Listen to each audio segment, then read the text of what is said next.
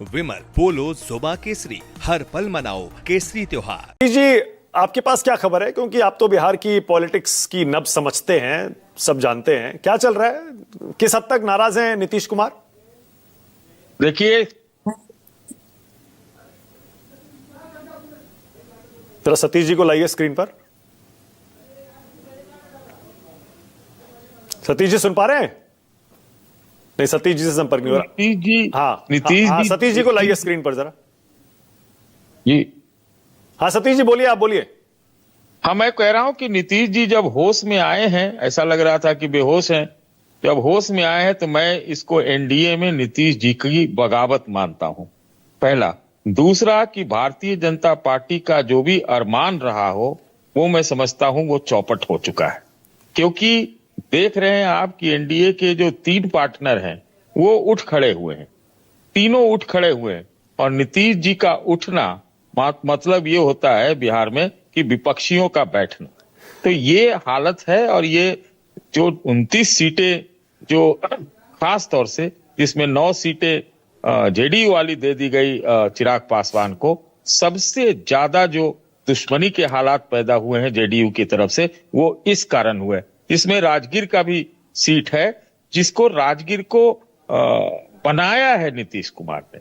तो नीतीश कुमार, और जैसा मैं आपके चैनल पर बार बार कहता रहा हूं कि नीतीश और लालू जब तक होशो हवास पे है, बाकी जो बड़ी 2 पार्टियां हैं उन दोनों का चलने ये लोग नहीं देंगे।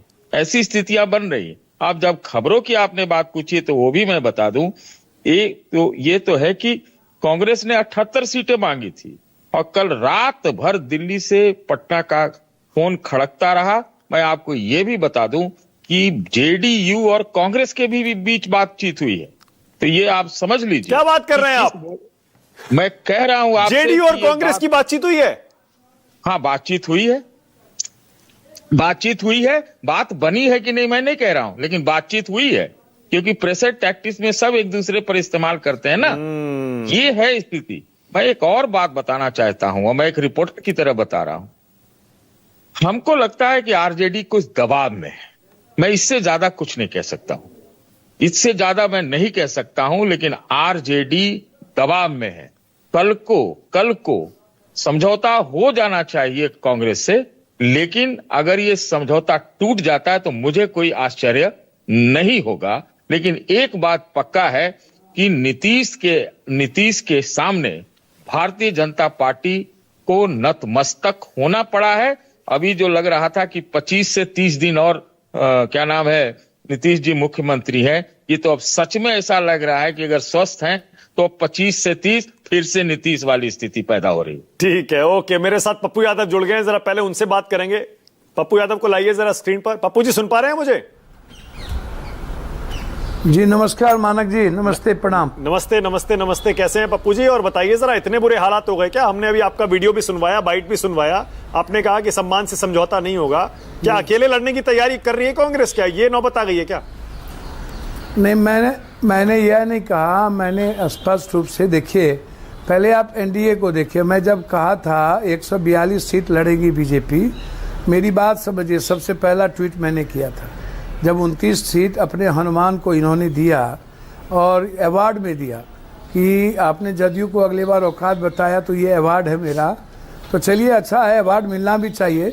रगड़ा झगड़ा चलता रहता है। तो मांझी ने कह दिया एनडीए ने गलत कर दिया और एनडीए को खामियाजा भुगतना पड़ेगा। कल गिरिराज ने कह दिया कि ये गलत है, अपने मुगलताए में बीजेपी नहीं रहनी चाहिए।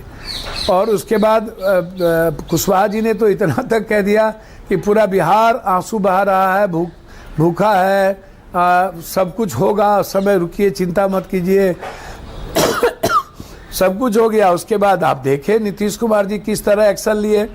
नीतीश कुमार जी ने तो अपने 5 जो उनकी सीटिंग थी उन पर दे दिया। और आज जो 71 सीट निकला है उसमें देख लीजिए, जो सीट मिली चिराग जी को, हनुमान जी को, जो इन्होंने दिया था, इनके राम ने दानापुर, हसुआ, अरवल, तारापुर, लालगंज सब सीट पर दे दिया।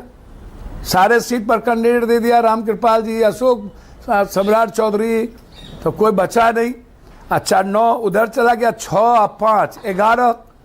तो अब आप सोचिए कि क्या चल रहा है, इन लोगों की स्थिति क्या है और कितनी बुरी स्थिति है, इसको आप समझने का प्रयास करिए।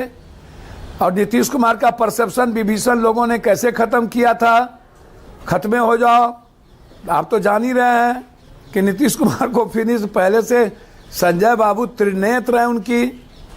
और इसीलिए एक तो पूरे बिहार की जनता देख रही है कि बीजेपी कुर्सी के लिए कितनी छटपटाहट है, पागलपन है।